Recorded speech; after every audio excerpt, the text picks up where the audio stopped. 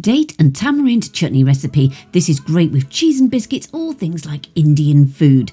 So in a saucepan you want 500 grams of apples that have been diced, then 7 shallots or 2 onions, and you want to make sure that they're diced too.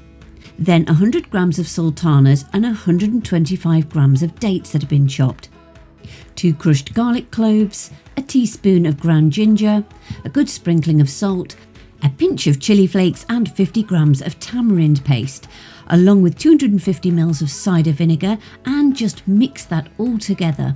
Cook for around about 15 minutes until the apple turns soft. Then you want to add in 100 grams of dark brown sugar and 150 grams of light muscovado sugar, and continue cooking for around about 25 minutes. After the date and tamarind chutney has been cooked, you can either leave it chunky or you can squish it a little bit with a potato masher.